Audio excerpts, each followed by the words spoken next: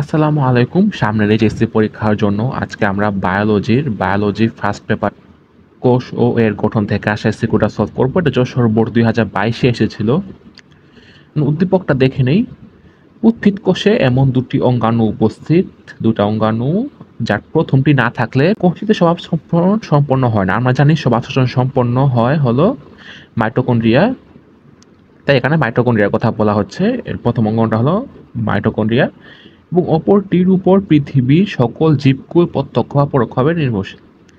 আমরা জানি পৃথিবীর সকল জীবকুল অক্সিজেন আর খাদ্যের উপর নির্ভরশীল, এবং আমরা জানি সালোক সংশ্লেষণের মাধ্যমে খাদ্যও তৈরি হয়, আবার সালোক সংশ্লেষণের মাধ্যমে অক্সিজেনও নির্গত হয়, যেটা প্রাণীরাও কাজে লাগায় এবং উদ্ভিদও কাজে লাগায়।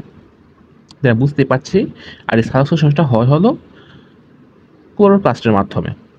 ক্লোরোপ্লাস্ট না থাকলে সালোক সংশ্লেষণ হবে না। তাই প্রথমটা হচ্ছে মাইটোকন্ড্রিয়া, দ্বিতীয়টা হচ্ছে ক্লোরোপ্লাস্ট। আর উদ্দীপকটা বুঝে নিলাম। কতে বলেছে জিন কি, কতে ট্রান্সক্রিপশন কাকে বলে, এই দুইটা কোনোটা এই চ্যাপ্টারের প্রশ্ন, তা আমরা সব দেখে নিব, সমস্যা নেই। আর গতে বলে হচ্ছে যে প্রথম অঙ্গনটির গঠন, মানে প্রথম অঙ্গনটি ছিল হলো শ্বাস শ্বসন মানে মাইটোকন্ড্রিয়া, তার গঠন আমাদেরকে লিখতে হবে। আর খতে আমাদেরকে বলেছিল উদ্দীপকের আলোকে দ্বিতীয় অঙ্গাণুটির খাদ্য উৎপাদন ও পরিবেশীয় গুরুত্ব, যেটা আমরা অলরেডি বলেছি। খাদ্য উৎপাদন করে ক্লোরোপ্লাস্ট এবং এর পরিবেশে অন্যান্য গুরুত্ব যেমন অক্সিজেন নির্গত করা, সেটা আমরা দেখে নিব। সবাই চলে যাই। তার ভিডিওটাকে লাইক দিবে, চ্যানেলটা সাবস্ক্রাইব করবে ফিচার ভিডিওর জন্য। তাহলে এখন শুরু করি। কতে বলেছিল জিন কি, এখানে অনেক কিছু বলা হয়েছে। একদম সিম্পলি বলতে গেলে জিন হলো ক্রোমোজোমের লোকাসে অবস্থিত ডিএনএ অণুর সুনির্দিষ্ট সিকোয়েন্স, যা জীবের কোনো একটি সুনির্দিষ্ট বৈশিষ্ট্যের বিকাশ ঘটায়, সেটাই হলো জিন। আর বলতে গেলে জিন হলো ক্রোমোজোমের লোকাসে অবস্থিত ডিএনএ অণুর একটি সুনির্দিষ্ট সিকোয়েন্স, যা জীবের একটি নির্দিষ্ট বৈশিষ্ট্যের বিকাশ ঘটায়, এবং এটা হলো এক ধরনের প্রোটিন। এটা না লিখলেও হবে, তবে যতটুকু বলেছি যে এটা এক ধরনের প্রোটিন যা জীবের সুনির্দিষ্ট বৈশিষ্ট্যের বিকাশ ঘটায়, এটুকুই যথেষ্ট।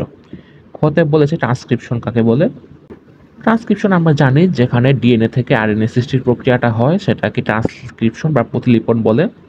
এবং এরপরই আমরা জানি ট্রান্সলেশন হয়, যেখানে প্রোটিন তৈরি হয়। তাই বলা যায় যে ট্রান্সক্রিপশন হচ্ছে প্রোটিন সংশ্লেষণের প্রথম ধাপ, যা নিউক্লিয়াসের অভ্যন্তরে ঘটে।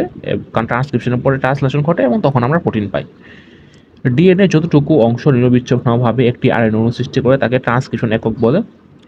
একটি ট্রান্সক্রিপশন এককে প্রোমোটার থাকে, একটা শুরুর বিন্দু থাকে এবং শেষ বিন্দু, এই তিনটি অংশ থাকে। মূলত ট্রান্সক্রিপশন হচ্ছে প্রোটিন তৈরির প্রথম ধাপ, আর ডিএনএ থেকে আরএনএ সৃষ্টির যে প্রক্রিয়া, সেটাকে আমরা ট্রান্সক্রিপশন বলি। আমাদেরকে মাইটোকন্ড্রিয়ার গঠনটা লিখতে হবে। চিত্রটা দেখে নিলে আমাদের কাজটা সহজ হয়ে যাবে। মাইটোকন্ড্রিয়া আমরা দেখতে পাচ্ছি যে প্রথমে আমাদের চোখে পড়ে এই যে এই আঙ্গুলের মতো অংশগুলো, এই ফাঁজগুলো, যেগুলোকে আমরা বলি হলো ক্রিস্টিটা আমাদের চোখে পড়ে। ভিতরে এই যে আমরা ছোট ছোট বিন্দু বিন্দু দেখতে পাচ্ছি, সেগুলোকে আমরা বলি হলো অক্সিসোম বলি আমরা। এছাড়া আমরা এখানে বাইল লেয়ার দেখতে পাচ্ছি, দুইটা লেয়ার, বাইরের একটা মেমব্রেন থাকে, ভিতরে একটা মেমব্রেন থাকে। আমরা জেলির মতো অংশ দেখতে পাচ্ছি, যেগুলো আমরা ম্যাট্রিক্স বা মাতৃকা বলতে পারি। ক্রিস্টি আমরা আগে বলেছি। আমরা এর নিজস্ব ডিএনএ অণু দেখি, এদের মধ্যে এটিপি সিনথেসিস থাকে, রাইবোজোমও থাকে। তাই দেখতে পাচ্ছি একটা কোষের মতো। আমরা ব্যাখ্যাটা যদি দেখে নেই, বললাম এটা লিপোপ্রোটিন বাইল লেয়ার থাকে। বাইরের মেমব্রেন ভেদ করে বিভিন্ন ক্ষুদ্র অণু এবং আয়ন ভেতরে প্রবেশ করতে পারে, আবার বেরও হয়ে যেতে পারে। কোনটা ক্লোরোপ্লাস্টের মতো, যেটা আমরা আগের ক্লাসে সলভ করেছি, ক্লোরোপ্লাস্টের গঠন সেটার মতো।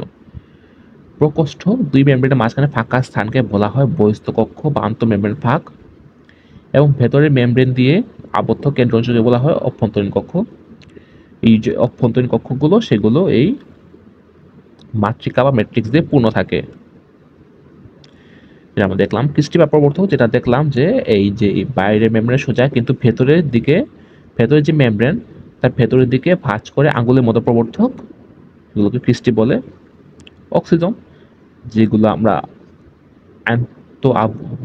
আমরা অন্ত আবরণী অন্তর্গাত্রে অতি সূক্ষ্ম যে দানার মতো দেখলাম, বিন্দু বিন্দু দানার মতো লেগে থাকে একটু আগে, সেটাই হলো অক্সিজম। এটিপি সিনথেসিস ও ইটিসি, ক্রিস্টিতে স্থানে স্থানে এটিপি সিনথেসিস নামক গোলাকার বস্তু আছে, যেখানে আমরা দেখতে পাচ্ছি। এতে এটিপি সংশ্লেষিত হয়। সিনথেসিস, তাহলে আমরা বুঝতেই পারছি যে এরা এটিপি সংশ্লেষণ করে। এটিপি সিনথেসিস থেকে এটিপি সিনথেসিস হয় এখানে। এরা এটিপি সিনথেসিসে সাহায্য করে। এটা সমস্ত কিস্টির উপর অনেক ইলেকট্রন ট্রান্সপোর্ট চেইনও অবস্থিত। এটা ইলেকট্রন ট্রান্সপোর্ট চেইনটা কমপ্লিট করতেও সাহায্য করে।